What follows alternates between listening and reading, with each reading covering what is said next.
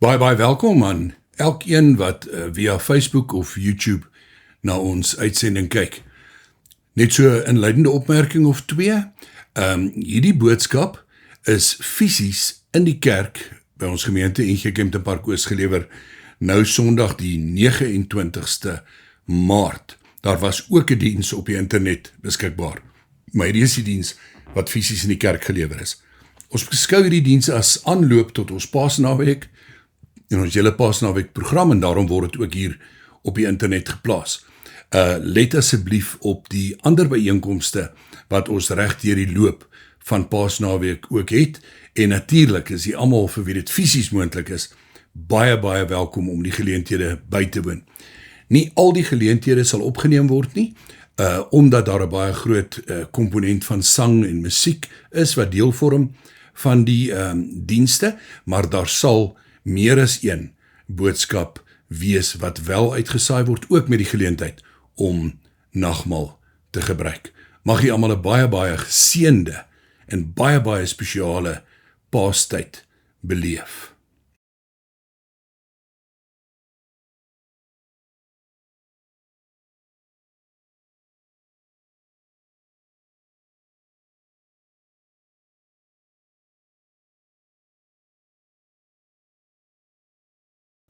Kom ons begin hierdie geleentheid met 'n wotum. Een van hulle, 'n sekere Kajafas, wat daardie jaar hoëpriester was, het egter vir hulle gesê: "Julle verstaan niks en julle besef ook nie dat dit tot julle voordeel is dat een man vir die volk sterwe en nie die hele nasie verlore gaan nie." Dit het hy nie uit sy eie gesê nie, maar omdat hy daardie jaar hoëpriester was, het hy geprofeteer dat Jesus vir die nasie sou sterwe. En hy sou nie net vir die nasie sterwe nie, maar ook om die kinders van God, wat oor die hele aarde versprei is, tot een volk bymekaar te bring. Genade vir julle en vrede, dit kom van God ons Vader en van die Here Jesus Christus, deur die kragtige werking van die Heilige Gees. Kom ons bid saam. Here, ons dank U weer vir die geleentheid van die internetdienste, en ons bid om U seën daarby, reg oor die land, reg oor die wêreld. Ons weet dat dit vir mense baie gerieflik is, maar ons weet ook dat U woord op hierdie manier by soveel mense uitkom, wat vir 'n verskeidenheid van redes nie fisies in 'n kerk of in 'n erediens kan kom nie. Word verheerlik deur ons belydenis dat ons in U glo, word verheerlik deur die gesindheid van ons hart van afhanklikheid, word verheerlik deur die manier waarop ons U kruisdood en die opwekking bo als herdenk.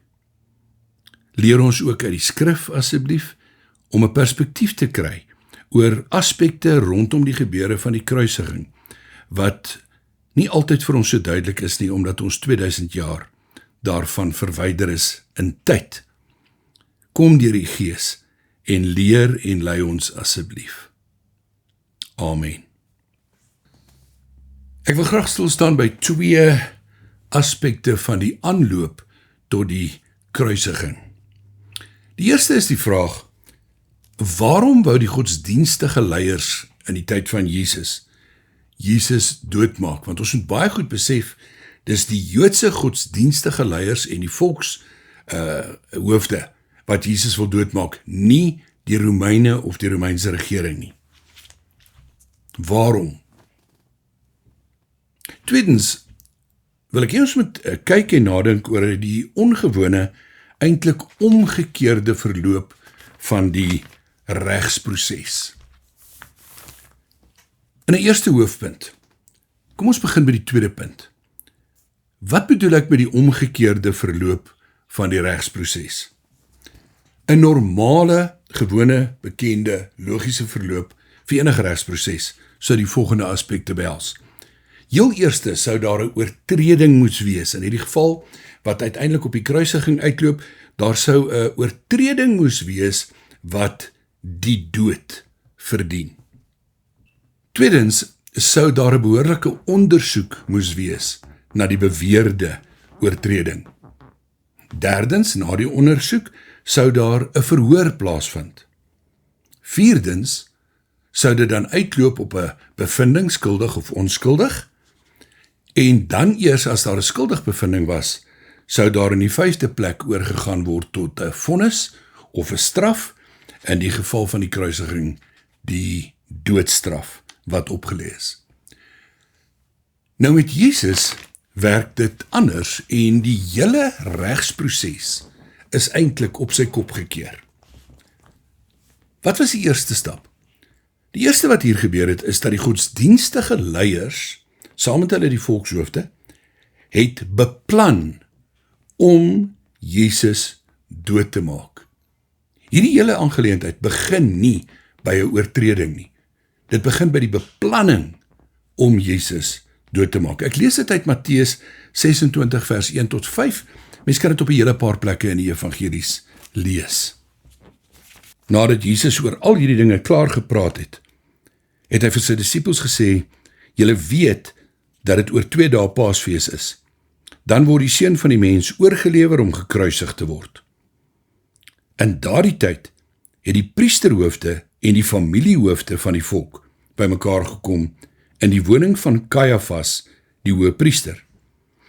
Hulle het daar saam planne gemaak om Jesus op 'n slinkse manier gevange te neem en dood te maak.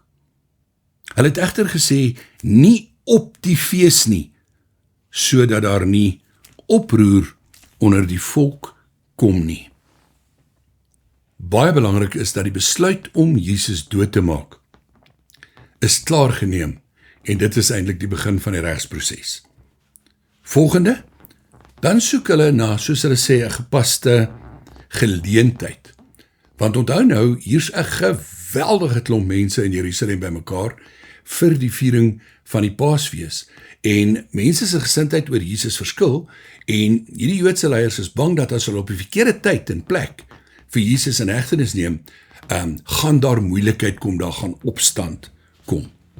So daarom soek hulle na die regte geleentheid. Die volgende stap is dat hulle eers, wanneer hulle Jesus in hegtenis laat neem, vals aanklagte teen hom bring, asof hy 'n opstoker was, mense teen die Romeinse regering opgemaak het en so meer. Maar natuurlik is nie een van hierdie klagtes standhoudend nie, want dit staan nie vas by die getuienis van 2 of meer nie, dit is vals aanklagte. Derdens, lok hulle Jesus dan uit om baie pertinent te sê dat hy die Seun van God is. In die oomblik toe Jesus erken, hy is die Seun van God, toe vind hulle daarin, wat hulle aanbetref, die gepaste aanklag om hom ter dood te veroordeel namens godslastering. En dan word hy gevonnis en ter dood veroordeel. Ons tweede baie belangrike punt, waarom wil hulle Jesus doodmaak? Dis nog 'n vraag wat geweldig belangrik is om te antwoord, maar wat almal nie altyd so duidelik verstaan nie. Waarom het hulle dit nodig gevind om Jesus dood te maak? Ek wil dit kortom so beskryf. 1. Hy raak te gewild. 2. Daar is 'n groot deel van die bevolking wat Jesus wil koning maak of as koning erken. Ons lees in een gedeelte dat hulle hom met mag koning wou maak na een van die wondertekens wat hy gedoen het en hy dan tussen die skare deur net moes verdwyn sodat dit nie kan gebeur nie. Die derde is baie interessant. Jesus begin hier teen die einde van sy 3 jaar bediening, nou hier kort voor hierdie gebeure, begin Jesus meer radikaal optree. Ek wil sommer in ons terme sê, hy skynbaar nou nie meer die sagmoedige, liewe Jesus nie. Waar hy al die tyd reg deur sy bediening mense met geweldige simpatie en deernis en sagtheid behandel het, sien ons so 'n bietjie van die ander kant van Jesus, wat in hierdie laat stadium van sy bediening na vore kom. In 'n derde punt wil ek dieper ingaan op hierdie meer, wat ek sal beskryf as meer radikale optrede deur Jesus. Ek wil na 3 sulke geleenthede verwys, wat natuurlik vir by verre die meeste van u baie bekend is. Die eerste is die reiniging van die tempel. Die reiniging van die tempel was 'n geweldige, belangrike gebeurtenis en 'n geweldige radikale optrede van Jesus se kant af. Ek kan nie anders as om die Engelse woord te gebruik, dat Jesus deur die reiniging van die tempel 'n statement maak nie. Onthou, hy gaan die tempel binne, die heiligdom, die absolute hoofsentrum van die judaïstiese godsdienst van sy tyd. En hy gaan keer die tafels om van die geldwisselaars en jaag die verkopers van die lammers en duwe en so meer uit die tempel uit. En hy maak 'n aanklag. Hy sê, die huis van my vader is veronderstel om 'n huis van gebed te wees, en julle het dit verander in 'n rowerspelonk. So hy ontwrig die bestaande, verdraaide, aanvaarde korrupsie van sy tyd. Want met die verkoop van die skape en die wisseling van die geld was daar geweldige korrupsie aan die gang. Onthou, mense moes lammers bring vir offers oor Paastyd, maar die priesters moes die lammers goedkeur of afkeer. En as jou lammetjie nou lang pad saam met jou geloop het, kon hy baie maklik afgekeur geword het. So het hulle begin lammers sommer net afwys, maar hulle het amper soos 'n teelplaas gehad, waar hulle lammertjies geteel het wat geskik is vir offers, en dan het hulle dit ten duurste aan die mense verkoop. Ook die geldwisselaars, die mense moes hulle tempelbelasting betaal, maar mag dit nie betaal met munte waarop daar die kop van 'n mens is nie. Daarom verskaf hulle Tyriese geld, Tyriese munte waarop daar nie die kop van 'n mens is nie, maar teen 'n buitensporige rentekoers. En dis teen hierdie korrupsie en misbruik maak van die mense en van die tempel, wat Jesus dan so radikaal optree wanneer hy die tempel reinig. Die tweede insident waarna ek wil verwys is die opwekking van Lazarus. Nou hier is 'n belangrike aspek. Jesus het 'n paar mense in sy lewenstyd uit die dood opgewek. Maar die geval met Lazarus is anders. Waarom sê ek so? Ons hoor dat Jesus die boodskap kry dat Lazarus siek is, maar hy besluit doelbewus nie om te gaan en in te gryp nie. En dit was maar enkele kilometers van waar hy homself op daai stadium bevind het. En dan sterf Lazarus en word volgens die Joodse gebruik op dieselfde dag begrawe, en dan kom Jesus eers daaraan op die 4de dag. Dit word in Johannes 11 vir ons uitgespel, wanneer die susters vir Jesus waarsku en sê, Here, dit is al die 4de dag, hy ruik al. Met ander woorde, die ontbindingsproses het reeds begin.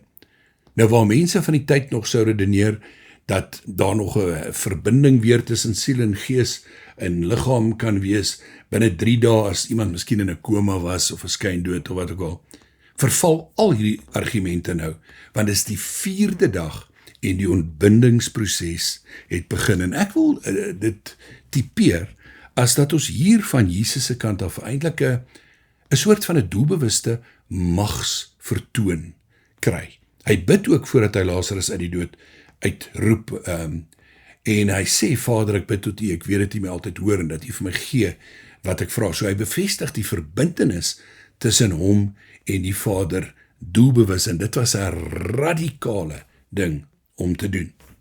Die derde geleentheid waarna ek wil verwys, is Jesus se intog in Jerusalem op die vul van 'n donkie. Nou, ons het groot geword met Jesus het dit gedoen as 'n teken van nederigheid, maar dis binne ons kultuur. Dit was glad nie die geval in die werklike konteks nie.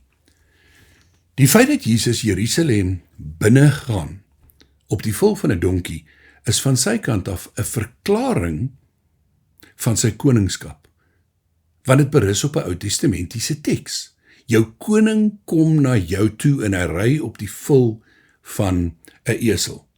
So sonder dat Jesus 'n woord sê, het hy met sy intog in Jerusalem die verklaring gemaak, ek is die beloofde Messias. En baie belangrik, 'n geweldige groot deel van hierdie mense, hierdie honderde duisende mense wat in Jerusalem is vir die Paasfees, reageer deur te erken dat hy die beloofde Messias is. Hulle doen dit deur palmtakke en hulle boekleed, klere voor die pote van die esel uit te gooi. Hulle doen dit deur hardop te sing, Hosanna tot in die hoogste, 'n absolute erkenning van Jesus se koningskap. So, ek herhaal, Jesus met hierdie daad verklaar dat hy die beloofde Messias van die Ou Testament is, en die volk erken, of dan nie almal nie, maar 'n gedeelte van die volk erken dat hy die beloofde Messias is.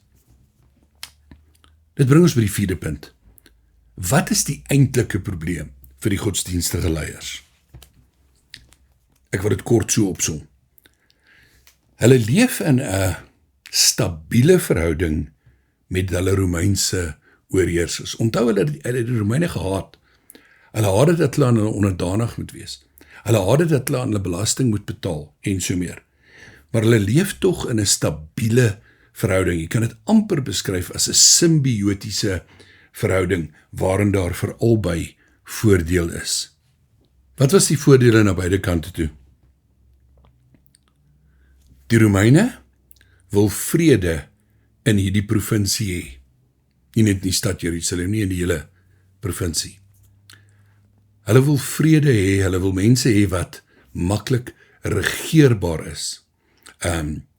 Dit maak die lewe van die gouverneur veilig. Wat is die voordeel vir die godsdienstige leiers en die Jode in die algemeen? Hulle geniet die beskerming van die Romeine. Ja, hulle moet wel belasting betaal, maar hulle kan hulle godsdiens ongehinderd beoefen. Want die Romeine was slim genoeg om dit toe te laat. Die Romeine gaan selfs so ver as om hulle toe te laat om hulle eie Joodse koning te hê, naamlik Herodes. Nou Herodes was natuurlik 'n geweldige probleem en nie 'n gelowige soos Jesus en so meer nie, maar hy die politieke mag geniet en hy kan koning wees onder die Romeinse regering, al sou dit in ons terme ons die woorde gebruik dat hy 'n puppet king was. Hoe lyk die probleem verder? Paasnaweek is op hande. Die hoogtepunt van een van die 3 groot feeste van die Jode deur die jaar. Daar's onbeskryflike hoeveelheid mense in Jerusalem bymekaar vir die Paasfees. Maar enige teken van rebellie of opstand sou 'n geweldige probleem skep. En daarom kan ons aanvaar dat die Romeinse soldate op absolute hoogste gereedheidsgrondsag was. En as daar 'n rebellie sou uitbreek, sou dit kon lei tot die uitwissing van die Jode, almal op daai stadium in Jerusalem. Jesus word 'n risiko vir 'n rebellie van mense wat hom as koning, as Messias wil erken en die wat dit nie wil doen nie. Hy moet gestuit word. Dan 'n baie interessante aspek. Omdat die Joodse leiers hierdie hooftema het van hier mag nie 'n rebellie wees nie, ons moet die volk beskerm, verloor hulle insig in wie Jesus is en in wat hy doen. Ek wil dit illustreer aan wat my aanbetref die beste voorbeeld, die opwekking van Lazarus. Want by die opwekking van Lazarus kry ons die geweldige interessante situasie, dat dit 2 verskillende reaksies uitlok. Die eerste is geloof. Kom ek lees Johannes 11, net vers 45. Baie van die Jode wat na Maria toegekom en gesien het wat Jesus gedoen het, het tot geloof in hom gekom. Toe hulle sien dat Lazarus opgewek is uit die dood, het hulle tot geloof in hom gekom. Ons kan vry vertaal en besef, en sê hulle het besef, dat hy die beloofde Messias is, dat hy die seun van God is. Maar daar is ook 'n tweede reaksie. Ons sou dink, almal sou as iemand wat op die 4de dag na sy dood opgewek word uit die dood, dat dit tot geloof sou lei. Nee, daar is 'n tweede reaksie. Ons lees dit in vers 46 tot 48. Maar party van hulle het na die Fariseërs toe gegaan en vir hulle vertel wat Jesus gedoen het. Die priesterhoofde en die fariseërs het toe die Joodse raad bymekaar geroep en gesê, wat gaan ons doen? Hierdie man doen baie wondertekens. As ons hom so sou laat aangaan, sal al die mense in hom glo. En dan kom verwoes die Romeine hierdie heilige plek en maak ons nasie tot niet. So hulle sien net een ding, hier kom moeilikheid. En as die moeilikheid kom, gaan ons heiligdom, ons tempel vernietig word. En ons as nasie gaan uitgewis word. Hierdie vrees van hulle word ten beste verwoord deur die hoëpriester, Kajafas, Johannes 11 vers 49 en 50. Een van hulle, 'n sekere Kajafas, wat daardie jaar hoëpriester was, het egter vir hulle gesê, julle verstaan niks, en julle besef ook nie, dat dit tot julle voordeel is, dat een man vir die volk sterwe, en nie die hele nasie verlore gaan nie. So dis hoe Kajafas dit verwoord. Dis beter dat ons hierdie Jesus 'n plan kry en hom laat doodmaak, as wat ons dalk almal doodgemaak word. Daar's nog 'n belangrike vers oor die reaksie, en dis Johannes 12, vers 10 en 11. Na aanleiding van die opwekking van Lazarus uit die dood. Die priesterhoofde het toe besluit om ook vir Lazarus dood te maak, omdat baie van die Jode deur hom na Jesus toe oorgeloop en in hom geglo het. Dit bring ons by 'n 5de aspek, en 'n baie interessante en 'n uiters belangrike aspek. God gebruik natuurlik Kajafas se uitspraak, wat hy in sy eie hoedanigheid maak as hoëpriester, as 'n profetiese uitspraak teen Kajafas se bedoeling in. Ons kan nie sê God lê woorde in Kajafas se mond nie, want hy het self die verklaring gemaak, dis beter dat een man sterf as die hele volk. Maar hy bedoel dit op een vlak. Jesus gaan gee 'n nuwe diepte aan hierdie woorde en maak dit 'n profetiese uitspraak. Kajafas het bedoel op die kort termyn, is dit beter dat een man sterf en hier nie rebellie ontstaan en die nagevolge daarvan nie. Wat maak God daarvan? Hy gebruik sy woorde en verkondig die groter boodskap. Johannes 11 vers 51 en 52. Dit het hy, dis nou Kajafas, nie uit sy eie gesê nie, maar omdat hy daardie jaar hoëpriester was, het hy geprofeteer dat Jesus vir die nasie sou sterwe.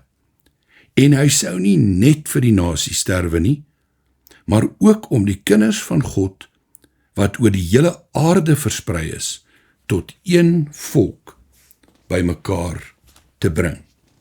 Ek herhaal, God gebruik Kajafas se woorde om die groter, dieper, alles oorheersende boodskap van verlossing oor te dra. Ek wil graag afsluit. Ons sit steeds vandag met die kernvraag: is Jesus die verlosser van die wêreld? Mense kan Jesus nie meer doodmaak nie. Hy het gesterf aan die kruis en hy is opgewek uit die dood en hy sit aan die regterhand van God. Maar hulle kan hom afmaak. Afmaak as bloot 'n profeet. Afmaak as bloot 'n rabbi. Afmaak as, ja, dis 'n pragtige verhaal van 'n baie spesiale man, maar nie erken dat hy Jesus, die Christus, die Seun van God en die Verlosser van die wêreld is nie. Wat maak jy van Jesus? Amen. Here, in die begin het ons gebid dat U ons sal lei tot insig. Gee dat hierdie nuwe perspektief 'n impak sal hê op ons denke, ons lewens, ook ons belewenis van Paasnaweek en al die ander gebeure wat ons daar rondom gaan herdenk.